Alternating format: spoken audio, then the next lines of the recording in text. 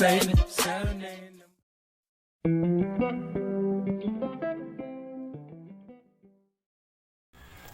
Ayan, good morning mga kimas. Meron tayong Nissan Joke. Ayan. Nissan Joke para sa mga baguhan. O paano maglinis ang makina ng Nissan Joke. Ito yung kanyang likod. So, pinapakita ko yung mukha at yung likuran para maging pamilyar kayo. Sa makina ng Nissan Joke, kapag kayo ay nagbasa or naghugas ng makina, kung wala kayong steamer machine. Okay? So, ang mga dapat ating ingatan sa Nissan Joke ay yan, computer box, ito. Katabi siya ng battery at ng fuse box. Yan. Ito sa gitna. Okay? At alternator. Yan. Yan yung mga dapat yung takpan ng plastic. So, at intake filter hose. Pero safe naman siya. Naka-molding yung hose paibaba. Okay? Yung iba kasing unit ay naka-moldings yung hose niya dito. So naka-open. So ito nakatago yung kanyang ang intake filter hose. Then so pang-apat na dapat natin ingatan ay insulator. Hindi ko yung kailangan na basain or sprayan ng pressure water dahil pwedeng masira katulad nito. Yan. Ganyan po nangyayari kapag mga maling pamamaraan kapag binabasa ang insulator. Gawa po kasi yan sa manipis na foam or manipis na lawanet na madaling madurog kapag ito ay nababasa ng pressure water. Okay? So, hindi lang ito ang dapat natin ingatan. Okay? Hindi lang makina ang kailangan natin ingatan. Kasi na kayo maingay, kasi tabing highway, kalsada. Hindi lang ito ang dapat natin ingatan, kung hindi ang labas. Labas. Iwasan natin na magasgasan itong mga chrome, body painted, headlight or plastic, fog lamps. Iwasan natin na tumama ang susi at ang belt. Yan. So, tatakpan ko muna yung mga tatakpan ko muna tong alternator at computer box ng plastic. So, ayan mga kaimas, tinapak ko na ng plastic.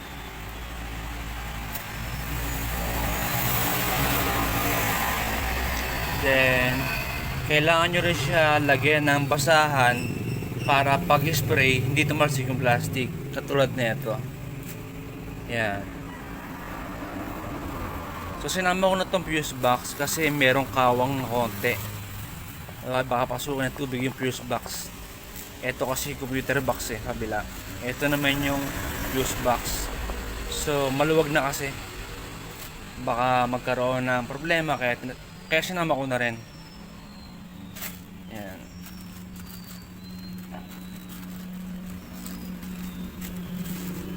Okay. At kailangan natin ng blower.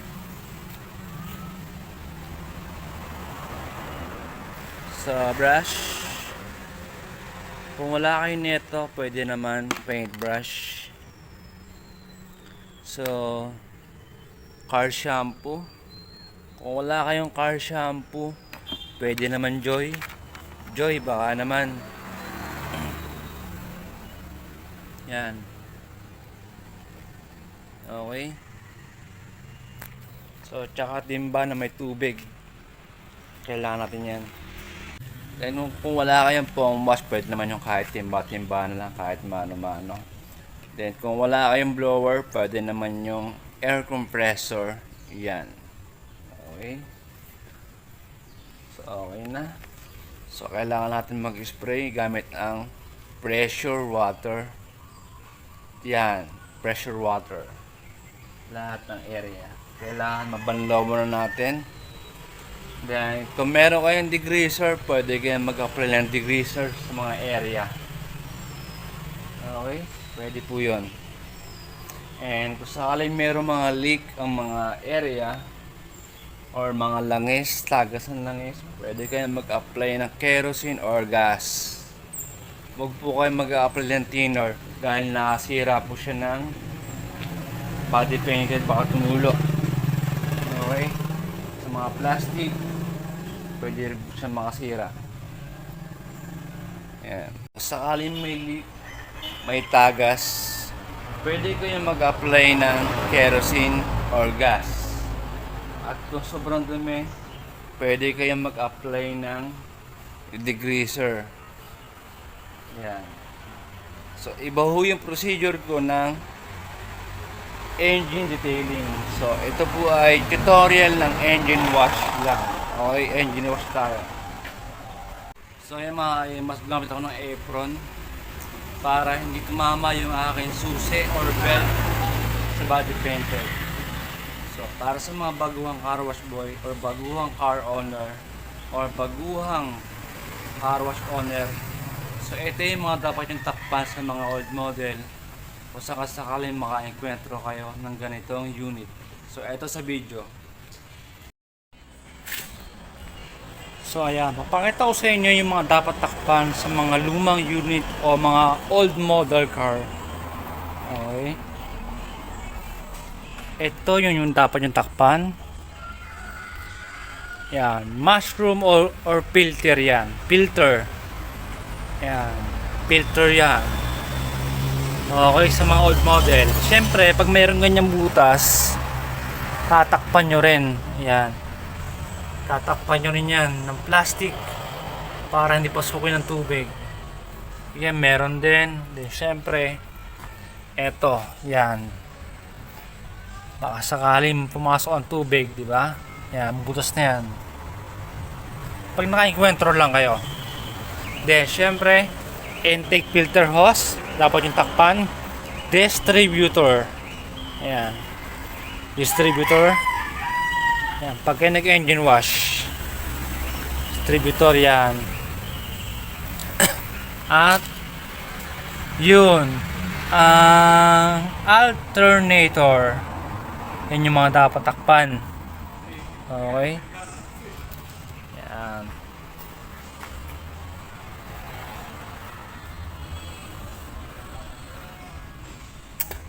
Sa mga old model, okay, kukabiyaran nyo ng plastic yan. Yan, medyo yun, pag after nyo hirap mandar ang makina, ibig sabihin may nabasa, kinakailangan nyo itong tanggalin, isa-isa lang. Yan, yan, i-blower nyo yan, then yung kabila, yan, i-blower nyo yan. Baka pinasok ng tubig. Okay, i-blower nyo lang yan. Isa-isa lang. Then, sarado. Pag na-blower nyo na sarado, then bukas naman yung isa.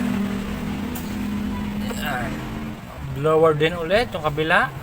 Then, blower din nyo, syempre. Kailangan tuyo nyo maigi. Yan. At ganoon din sa dalawa na yon. Isa-isa lang ang hugot. Yan. I-blower nyo na maigi. Yan lang yung mga parts na dapat takpan ng plastic. Yan. Yun, filter at distributor sa mga old model na sasakyan.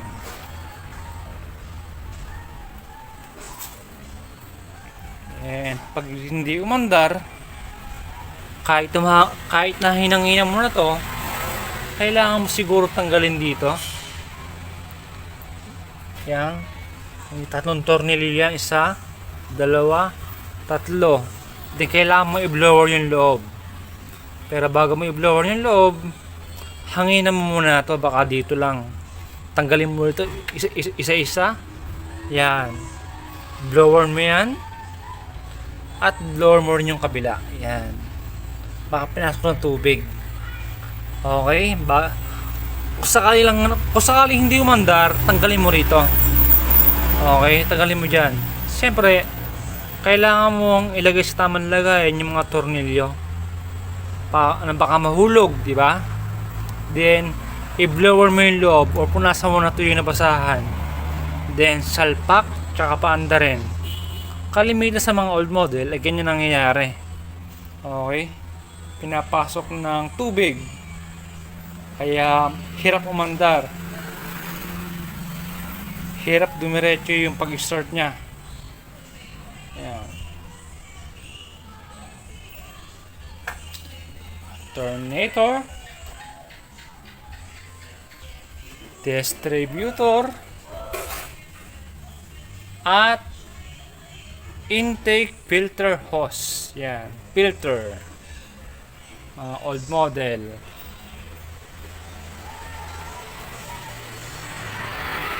So yan, para sa mga baguhan, pinakamaganda yan ay magtanong muna kayo sa mga mekaniko bago kayo magsagawa ng pag-engine wash ng Nissan Juke o mga sasakyan.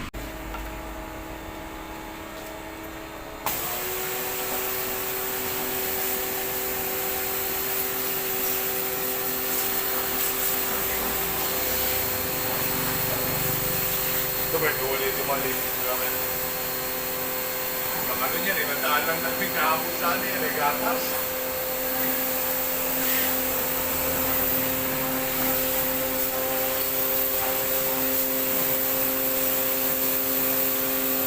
Ba't marami ko lang no?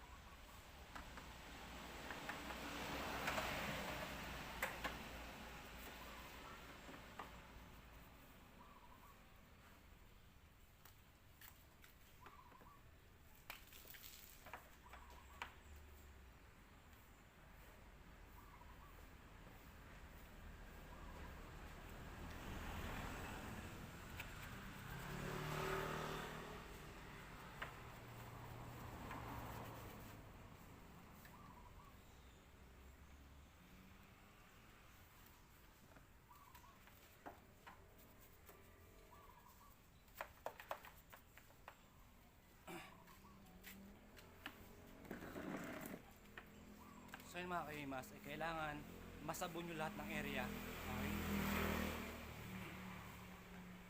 Hanggat doon sa ano lang, hanggat doon lang sa abot.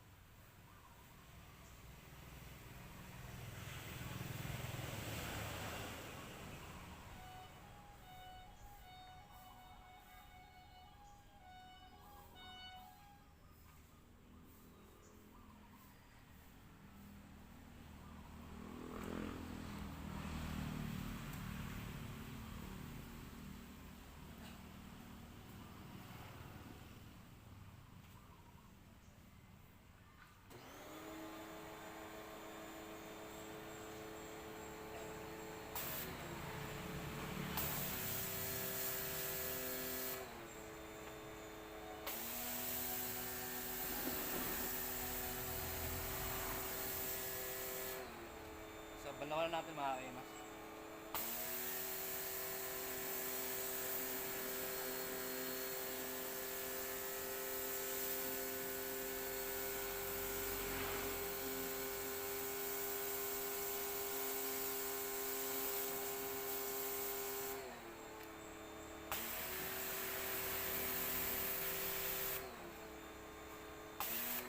So yung mga kaimas, dito naman tayo sa taas.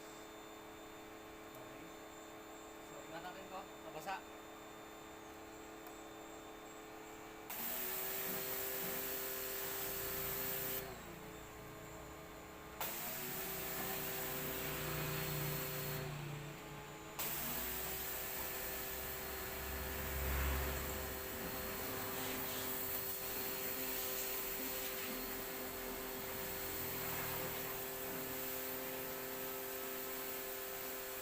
Ay, papakita ko sa inyo kung paano yung paglilinis ko ng insulator.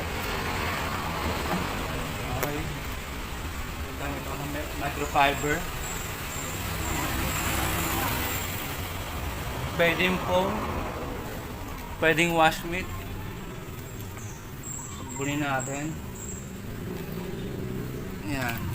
Then, kailangan natin na piga ng maigi bago natin ipunas sa insulator. Kailangan yung ano lang, hindi naman yung sobrang basa kasi makakasira nga kasi ng ano yung insulator. Yan. So after natin pigaan, kailangan natin na ipunas sa area. Kaya na kayo maingay dahil tabing kalsada tayo.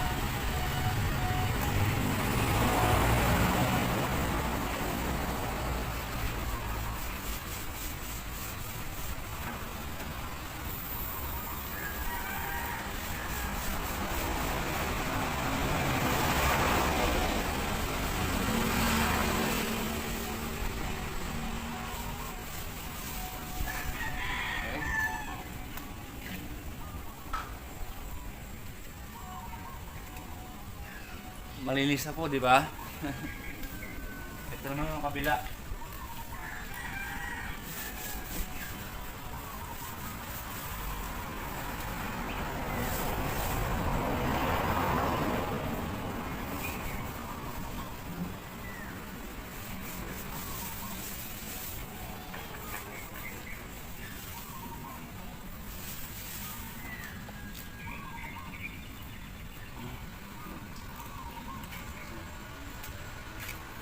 Sa ganoon lang mga kahimas ang paglilinis ng insulator, hindi nyo kailangan na sprayan ng pressure water dahil pwede yang masira.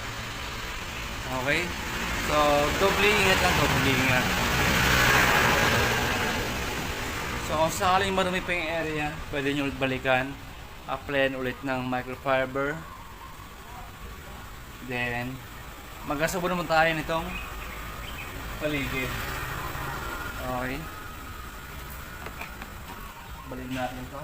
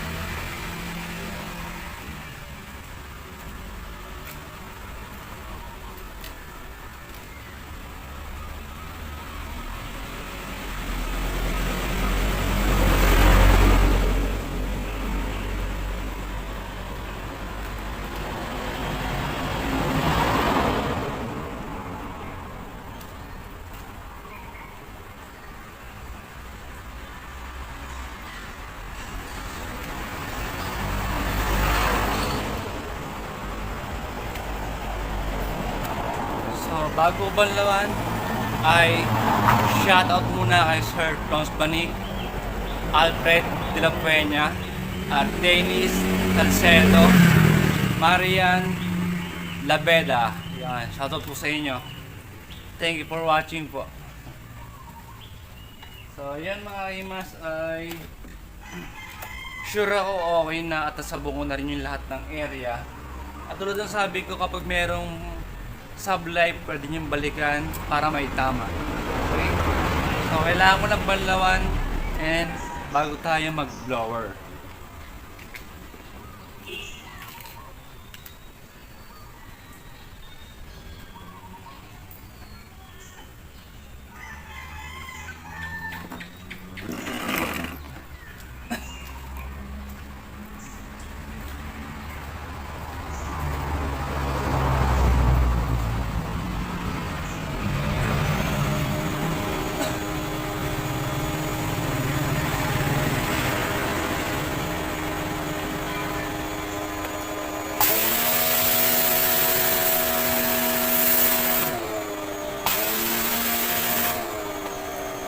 So, yung hose sa balikat lang para hindi mag-cause ng gas-gas dahil ito po ay may tangay na buhangin or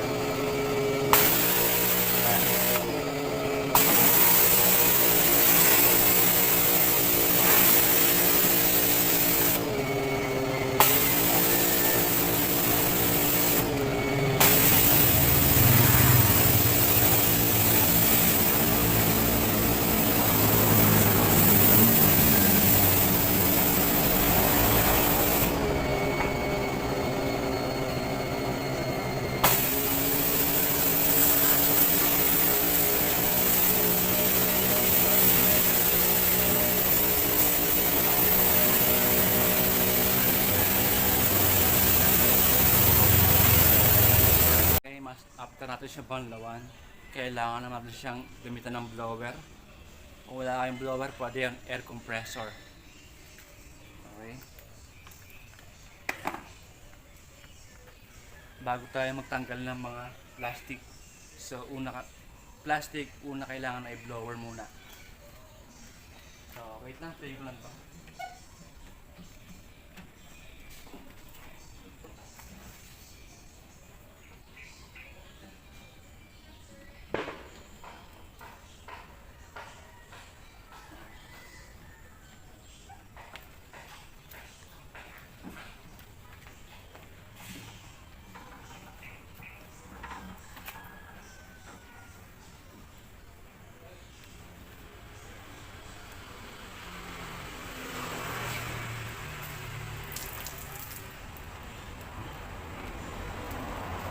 Yan, blower tayo.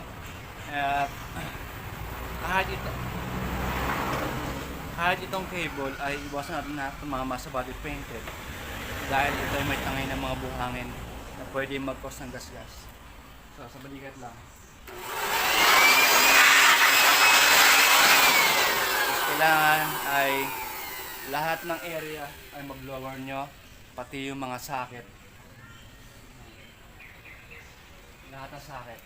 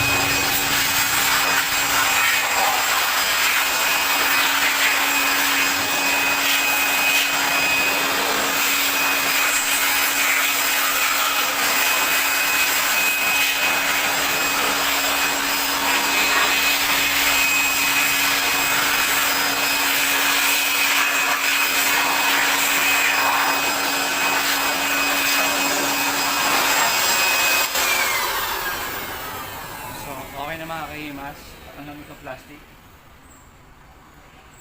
Tsaka ako magkasagawa ulit ng pagbo-blower.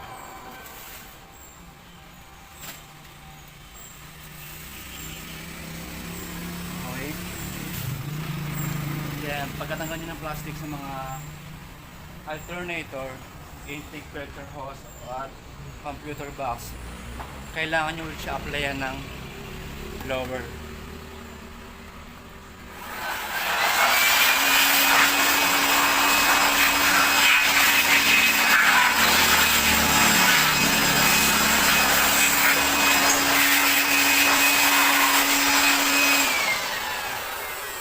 Para hindi magkaroon ng aberya ang makina. Okay. After nyan, pwede ako mag-apply ng Armor All o BS1 upang magkaroon ng kintab yung mga plastic or rubber. Meron po niya sa Handyman, Ace Hardware o Blades or sa mga online.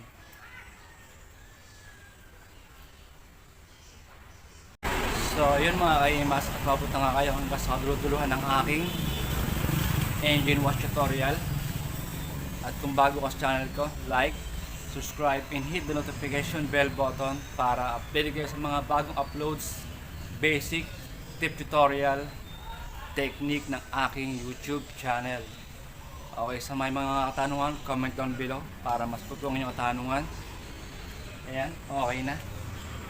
So, thank you for watching at kita tayo sa next upload ng aking mga tutorial. Ang inyong lingkod,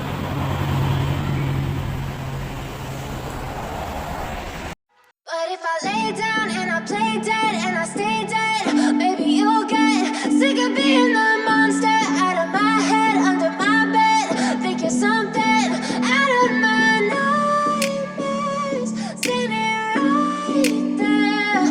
But if I lay down and I play dead and I stay dead, then will you get bored of killing me? Silhouettes of you are like a taunt. Never really know just what you want. With you I don't ever feel calm. I can feel the sweat inside my palms. Play with me like cats and a string. You don't understand the pain it brings. You don't ever wanna give me wings. You don't ever wanna set me free. You know I'm addicted to you, and it's twisted, you've been gifted with the evil voodoo. Got me coming back for more, even when I've been screwed. Dolls full of pins, pierce my heart straight through.